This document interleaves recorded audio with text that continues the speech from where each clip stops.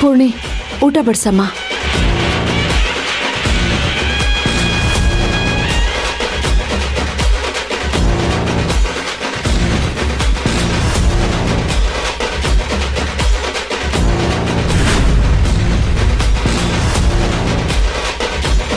ರೀ, ನೋಡಿದ್ ಸಾಕು, ಊಟ ಮಾಡಿ.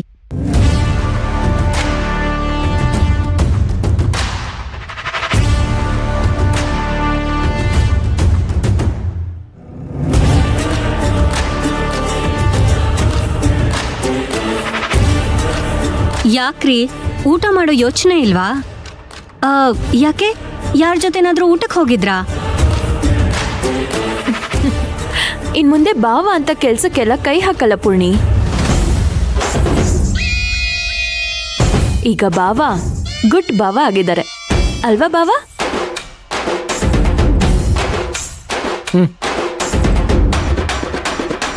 ಊಟ ಮಾಡಿ.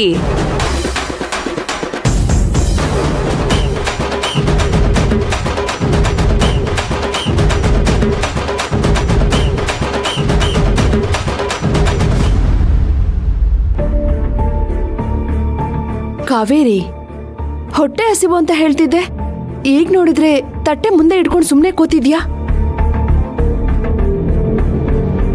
ಏನ್ ಯೋಚನೆ ಮಾಡ್ತಿದ್ಯಾ? ಅಮ್ಮ, ನಿನ್ ಕೈ ರುಚಿ ತಿನ್ಬೇಕು ಅಂತ ಬಂದಿದ್ದಂತೂ ನಿಜ. ಆದ್ರೆ ಇವಾಗ ನಿನ್ ಕೈ ತುತ್ತು ತಿನ್ಬೇಕು ಅಂತ ಅನಿಸ್ತಾ ಇದೆ ಅಮ್ಮ.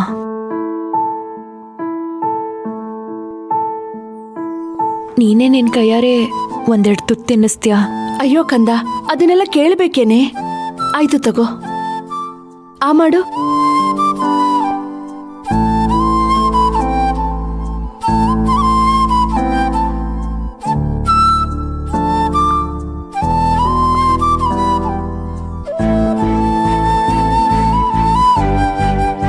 ಏನಮ್ಮ, ಕೈ ತುತ್ತು ಬರೀ ಚಿಕ್ಕ ಮಗಳಿಗೆ ಮಾತ್ರನಾ, ದೊಡ್ಡ ಮಗಳಿಗಿಲ್ವಾ? ಅದಕ್ಕೇನಂತೆ, ಆ ಮಾಡು.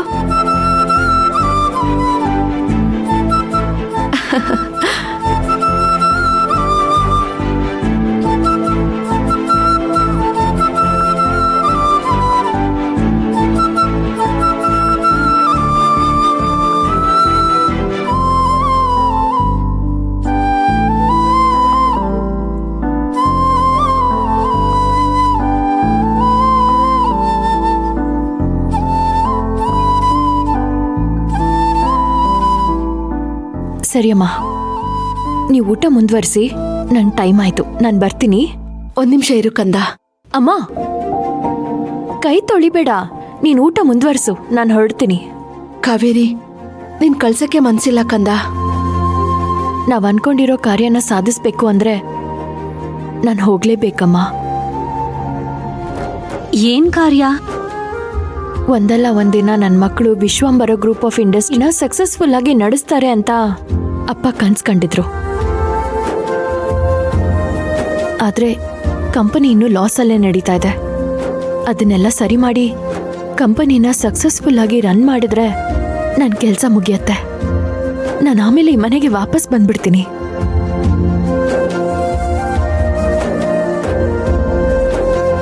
ಸರಿ ಅಮ್ಮ, ನಾನು ಹೋಗ್ಬಿಟ್ಟು ಬರ್ತೀನಿ. ಸರಿ ಕಂದ. ಪೂರ್ಣಿ, ಬರ್ತೀನಿ. ಬಾವಾ, ನಾನಿನ್ ಬರ್ತೀನಿ.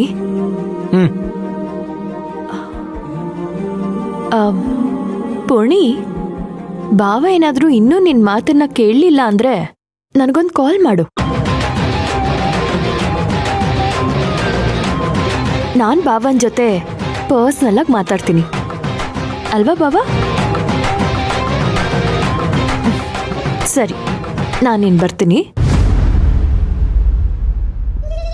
ತ್ರಿಶಕ್ತಿಗಳಾಗಿ ಮೂವರು ಒಂದಾಗಿ ನನ್ನ ಮೇಲೆ ಯುದ್ಧ ಮಾಡ್ತಾ ಇದ್ದೀರಾ.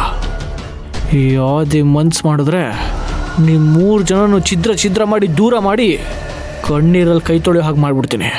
ಮೊದಲು ನನ್ನ ಗುರಿ ಮೋನಿಕನ ಸೇರೋದು, ಆಮೇಲೆ ನಿಮ್ಗಳನ್ನ ದೂರ ಮಾಡೋದು. ಎರಡನ್ನೂ ಆದಷ್ಟು ಬೇಗ ಮುಗಿಸ್ತೀನಿ. ರೀ, ಇನ್ನೂ ಏನು ಯೋಚನೆ ಮಾಡ್ತಿದ್ದೀರಾ? ಊಟ ಮಾಡಿ.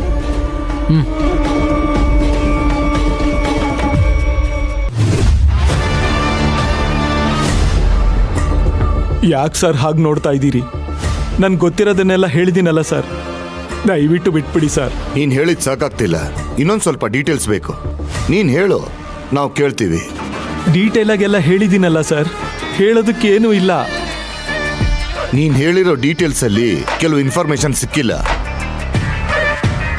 ಪ್ರಬಲ ನಿನ್ನ ಹತ್ರ ಸ್ಲೋ ಪಾಯ್ಸನ್ ತಗೋತಿದ್ದ ಅನ್ನೋದಕ್ಕೆ ಏನಾದ್ರೂ ಎವಿಡೆನ್ಸ್ ಇದೆಯಾ?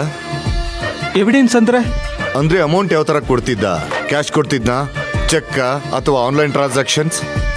ಕ್ಯಾಶ್ ಕೊಡ್ತಿದ್ರು ಸರ್.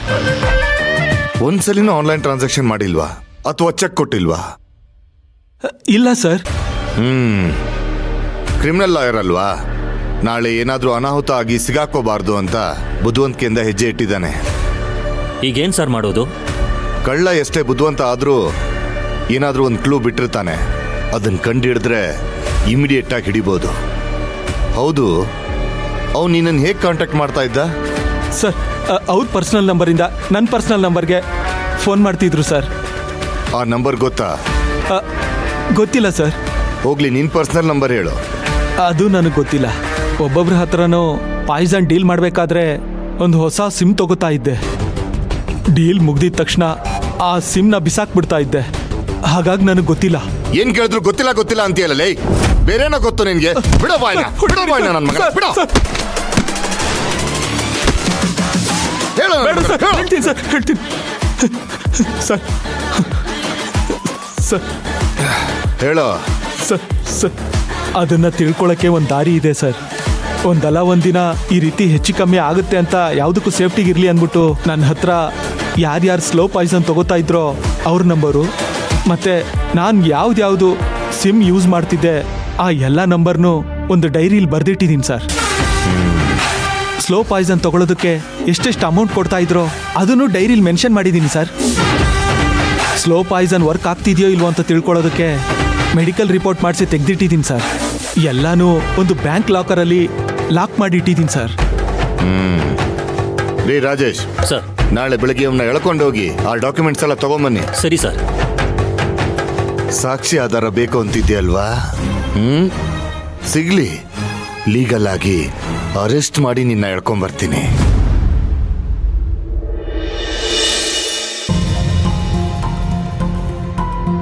ಅಮ್ಮ ಹೇಳ್ದಾಗೆ ಅಪ್ಪನ್ಗೆ ಯಾವ ವಿಷಯ ಗೊತ್ತಾಗಿರ್ಬೋದು? ಫ್ಯಾಕ್ಟ್ರಿ ಕಡೆ ಹೋಗ್ಬೇಕಾಗಿದ್ದಪ್ಪ ಎಸ್ಟೇಟ್ ಕಡೆ ಯಾಕೆ ಹೋದ್ರು? ಅಪ್ಪನ ಯಾರು ಡೈವರ್ಟ್ ಮಾಡಿದ್ರು? ಒಂದೊಂದ್ಸಲ ಈ ಪ್ರಬಲ ಮಾತಾಡೋದನ್ನ ಕೇಳಿದ್ರೆ ಅವನೇ ಅಪ್ಪನ್ಗೆ ಆಕ್ಸಿಡೆಂಟ್ ಮಾಡಿ ಕೊಲ್ಸಿದ್ದು ಅಂತ ಅನ್ಸುತ್ತೆ. ಇನ್ನೊಂದ್ ಕಡೆ ಪೊಲೀಸ್ ಸ್ಟೇಷನ್ನಲ್ಲಿ ಅವನ್ ಮಾತಾಡೋದನ್ನ ನೋಡಿದ್ರೆ ಕೋಪದಲ್ಲಿ ಹಾಗೆ ಹೇಳಿರ್ಬೋದು ಅಂತ ಅನ್ಸುತ್ತೆ. 5 ವರ್ಷದ ಹಿಂದೆ ಏನಾಗಿರ್ಬೋದು ಅಂತ ಹೇಗ್ ಕಂಡಿಡಿಯೋದು? ಸಾಕ್ಷಿ ಆಧಾರದ ಸಮೇತ ಇದನ್ನೆಲ್ಲ ಹೇಗ್ ನಿರೂಪಿಸೋದು? ದೇವ್ರೆ, ಇದಕ್ಕೆಲ್ಲ ನೀನೇ ಒಂದ್ ದಾರಿ ತೋರಿಸ್ಬೇಕಪ್ಪ.